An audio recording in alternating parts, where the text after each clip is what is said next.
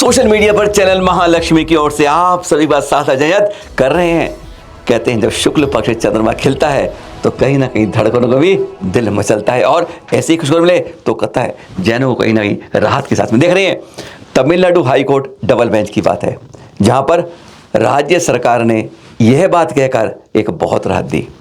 ये जो मंदिर है वहां पर बहुत फेमस है, जिसकी बात करें उसकी पूरी रिपोर्ट हमारे सामने पड़ी है, और यह है तमिलनाडु के मदुरई जिले में तिरुपरनुकुंद्रम सुब्रह्मण्य स्वामी मंदिर ना, उसके पास जो पहाड़ी है, दरगाह भी है, उधर एक पाषाण का पूजनीय पिलर भी है और मंदिर भी।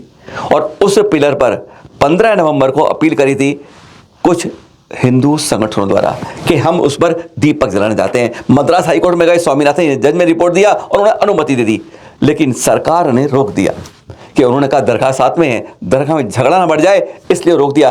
केस वहां से जारी होकर डबल बेंच पे पहुंच गया और डबल बेंच ने उसकी सुनवाई जारी रखी, और उसमें 15 दिसंबर को यह बात घोषित कर दी कि कार्तिकेय दीपक जिस पर करना चाहते हैं, यह सालाना कार्यक्रम होता है पूरे वर्ष में। तमिलनाडु में बहुत होता है, हजारों लाखों जुड़ते हैं। कह दिया जिस पिलर पर परंपरा के रूप में जो दीपक जलाने की कोशिश हो रही है दिलाने की, वह वास्तव में एक जैन पिलर है, जैन धर्म का प्रतीक है। और ऐसे श्रवण बेलगोला आदि जगह पर कई जगहों पर इस तरह के पिलर बने हुए हैं।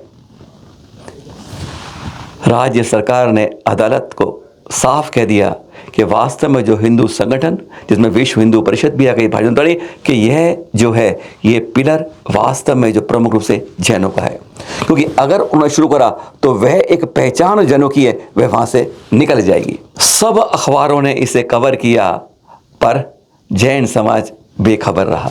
आज अफसोस यही है कि हम अपनी संपत्तियों विरासत के बारे में समझने बिल्कुल आंख बंद के रहते हैं, हमें कोई मतलब नहीं होता कि हमारी संस्कृति की बहुत प्राचीन पिलर जैनों को वहाँ पहचान बताता है। इसी कारण से हमारी पहचान आज जीवंत हो पाती है जब हम संस्कृति के प्रति जागृत रहते हैं। स्पष्ट देखिए, यही है वह पिलर। दरगाह भी है वहाँ पर। वक्फ बोर्ड अपना कब्जा कमाने की कोशिश करता है, पर राहत की सांस ये है कि माइनॉरिटी का सही रूप साथ देते हुए उन्होंने कह दिया कि दरगाह है, उधर मंदिर है, लेकिन पर यह जो पिलर है यह जैन समाज का है। सुनवाई जारी है। आजकल सड़कें मौत के कुएं बन रहे हैं हमारे संतों के लिए। देख रहे हैं, साध्वी शुतनिधि जी, कुछ दिन पहले की बात है, जसदान से जूनागढ़ की ओर जा रही थी। राजकोट के समय की घटना है। जो वाहन था उसके परखच्चे उड़ गए और शुतनिधि साध्वी जी का देवलोक गमन हो गया और 4 अधिक घायल भी हुए। ये दृश्य बहुत दुख भरे हैं, गहरे सदमे में जैन समाज को डाल देते हैं कि क्या हो रहा है आज हमारे जैन संतों के साथ। सरकार आश्वासन देती है, पर सुरक्षित रूप से एक रास्ता बनाने की बात कई संतों ने करी है कि एक ऐसा फुटपाथ बने, वो उन्हीं के लिए नहीं, सभी साधु संतों के लिए सुरक्षित विहार कम से कम जो हाईवेज होते हैं उन पर हो सके। यह सरकार को कम से कम इस सर्वधर्म संपन्न देश के अंदर करना चाहिए। एक और भयावह घटना पिछले 15 दिनों के अंदर, यह तीसरी घटना आज आ गई है सामने।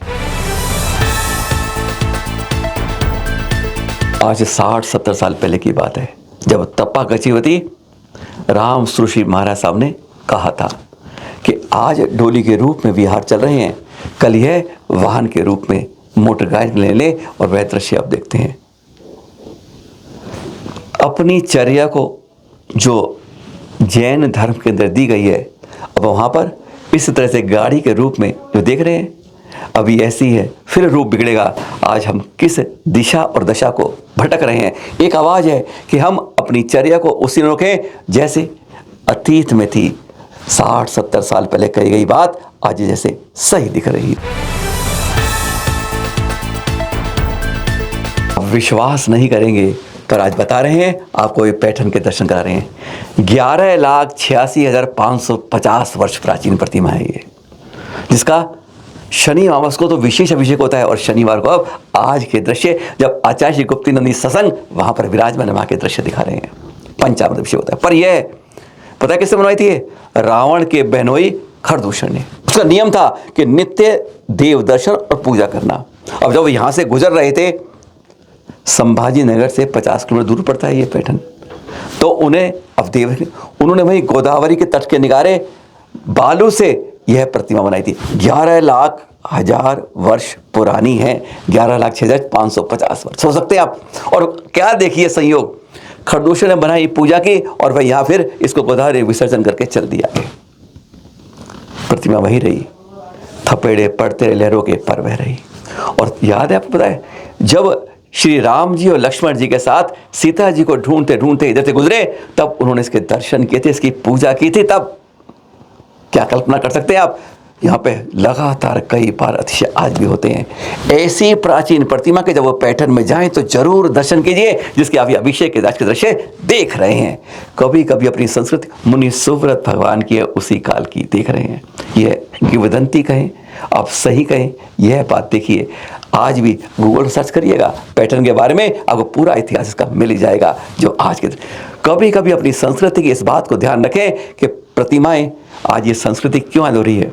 अगर हम ऐसी संस्कृति बचा के रखेंगे तब हम कह पाएंगे कि हमारा संस्कृति का इतिहास कितना पुराना। नहीं तो 2650 में सरकार ने पलटने में, लपेटने में देर नहीं की है। मुनि सूरत भगवान के पैटर्न की प्रतिमा अतिशयकारी है, जिसको बनवाया रावण के परिजनों ने और दर्शन पूजा करी थी श्री राम जी परिजनों के, उनके परिवार ने। और ये दृश्य देखिए, पाद प्रश्न।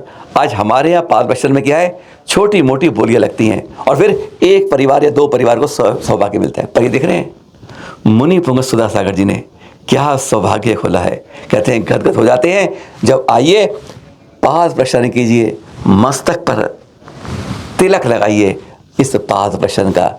इस तरह से जन हो जाए तो कहते हैं फिर एक दो जेब वाले ही नहीं, आम जन भी इस तरह से सौभाग्य प्राप्त कर पाएंगे। एक दृश्य ऐसे हैं जो कई जगह संकेत करता है कि अब पाद प्रश्न के लिए कुछ इस तरह से होना चाहिए। जैन धर्म पद प्रभावना यात्रा थी।